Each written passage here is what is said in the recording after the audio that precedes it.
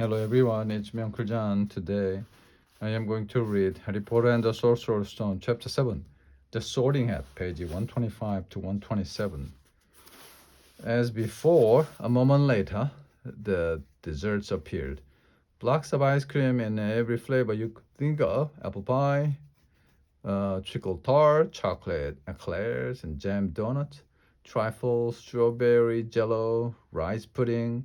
As Harry helped himself to a treacle tart, the talk turned to the family. I'm half and half, says Seamus. Me dad's a muggle. Mom didn't tell him she was a witch till after they were married. Bit of a nasty shock for him. The others laughed. What about you, Neville? Said Ron. When my gran brought me up and she's a witch, said Neville. But the family thought I was all muggle for ages. My great uncle Algy kept trying to catch me off my guard and force some magic out of me. He pushed me off the end of a Blackpool pier once. I nearly drowned, but nothing happened until I was 8. Great uncle Algy came round for dinner, and he was hanging me out of an upstairs window by the ankles when my great auntie Enid offered him the marriage, and he accidentally let go. But I bounced all the way down the garden and into the road. They were all really pleased. Gran was crying. She was so happy. And you should have seen the faces when I got in here. They thought I might not be magic enough to come, you see. Great Uncle Algy was just so pleased. He bought me my toad. On Harry's other side, the Percy Weasley and Hermione were talking about lessons. I hope they start right away. There's so much to learn. I'm practically interested in transfiguration.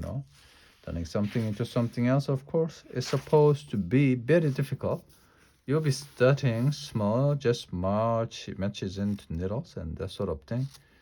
Harry was just sitting, starting to feel warm and sleepy. Looked up at the high table again. Hagrid was drinking deeply from his goblet. Professor McGonagall was talking to Professor Dumbledore. Professor Quirrell, in his absurd turban, was talking to a teacher with greasy black hair, a hooked nose, and sallow skin. It happened very suddenly. The hook-nosed teacher looked past Quirrell's turban straight into Harry's eyes, and a sharp, hot pain shot across the scar on Harry's forehead. Ouch! Harry clapped a hand to his head. What is it? Asked Percy. Nothing. The pain had gone as quickly as it had come. Harder to shake off was the feeling that Harry had gotten from the teacher's look. A feeling that he didn't like Harry at all. At all. Who's that teacher talking to Professor Quirrell? He asked Percy. You know Quirrell already, do you? No wonder he's looking so nervous. That's Professor Snape. He teaches potions, but he doesn't want to. Everyone knows he's after Quirrell's job. Knows an awful lot about the dark arts, Snape. Harry watched Snape for a while, but Snape didn't look at him again. At last, the desserts too disappeared, and Professor Dumbledore got to his feet again. The whole fell silent. Ahem. Just a few more words now, that we are all fed and watered. I have a few startup term notices to give you. The first years should note that the forest underground is forbidden to all pupils, and a few about all the students would do well to remember that as well. Dumbledore's twinkling eyes flashed in the direction of the Weasley twins. I have also been asked by Mr. Filch, the caretaker, to remind you all that no magic should be used between classes in the corridors. The Quidditch trials will be held in the second week of the term. Anyone interested in playing for their house team should contact Madame Hooch. And finally, I must tell you that this year the third floor corridor on the right-hand side is out of bounds. Everyone who does not wish to die a very painful death.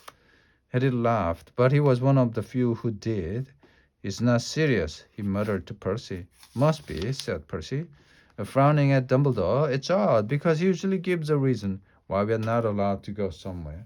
The forest is full of dungeon beasts. Everyone knows that. I do think he might have told us, prefects at least.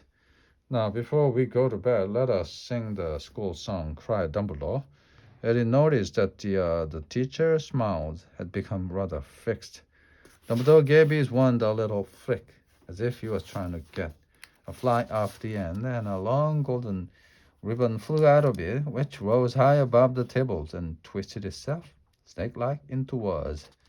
Everyone picked their favorite tune, said Dumbledore, and off we go. And the school bellowed. The end.